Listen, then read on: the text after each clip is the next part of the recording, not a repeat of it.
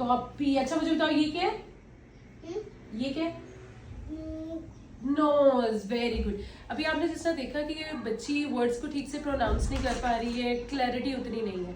हमारे पास जब प्रेजेंट हुई थी जो उनसे पेरेंट्स हैं, उन्होंने कंप्लेन सिर्फ यही प्रेजेंट की थी कि बच्ची क्लियर बोल नहीं पा रही है और बच्ची हाइपर बहुत ज्यादा है। इसके उन्हें डाउट था कि शायद बच्ची को ऑटिज्म है या इस तरह की कोई चीज है। लेकिन जब हमने बच्ची की डिटेल हिस्ट्री ली तो हमें उस चीज का आइडिया हुआ कि नहीं, अंडरलाइन हमारी जब पूरी टीम ने मिलकर काम किया, जिसमें डॉक्टर भी थे, जिसमें साइकोलॉजिस्ट भी थे, जिसमें बच्ची के लिए ऑक्यूपेशनल थेरेपिस्ट भी थे, जिसमें स्पीच थेरेपिस्ट थे, जब उन्होंने डिटेल एग्जामिनेशन की, बच्ची को चेक किया कि बच्ची प्रॉपरली बैलेंस भी नहीं कर पा रही है, कुछ भी नहीं कर पा रही, जो चीजें सजेस्ट की गई उसमें बच्ची का आई एग्जामिनेशन सजेस्ट किया गया और भी मजीद टेस्ट थे जो उनके सजेस्ट किए गए, और देखा यह गया कि बच्ची के सारे टेस्ट में कहीं ना कुछ मसले मसाइल थे और उसका जो रूट कॉज था वो वहाँ डिफरेंट पार्ट्स डैमेज निकले, जिससे पता हमें ये लगा कि बच्ची बेसिकली उसके ब्रेन का पार्ट, जब किसी भी बच्चे का अफेक्टेड हो तो हमारा ब्रेन क्योंकि हमारी पूरी बॉडी को कंट्रोल कर रहा है, तो जो उस पार्ट से लिंक्ड उसकी बॉडी की मूवमेंट सी या कुछ भी चीजें थी, उस पार्ट के अफेक्ट होने से बच्ची में हाइपर एक्टिविटी आ रही थी, उस पार्ट के अफेक्ट होने से बच्ची की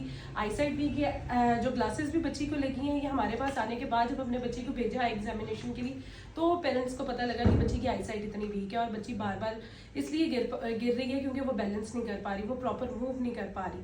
तो काइंडली, और ये उससे पहले ये लोग बहुत से डॉक्टर्स के पास गए हैं इस रीजन के लिए। कुछ ने कहा कि जी आयरन की कमी आ रही है और कुछ ने कहा जी विटामिन डी की शायद कमी आ रही है, किसी ने भी बच्ची की रूट कॉज को नहीं पकड़ा।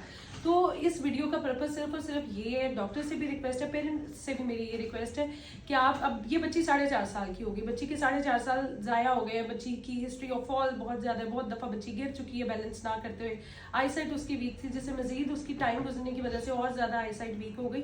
तो काइंडली आप लोग ऐसे किसी प्रोफेशनल के पास जाया करें जो कि एक्सपीरियंस हो और आपके बच्चे की रूट कॉज को पकड़ सके। Thank you so much.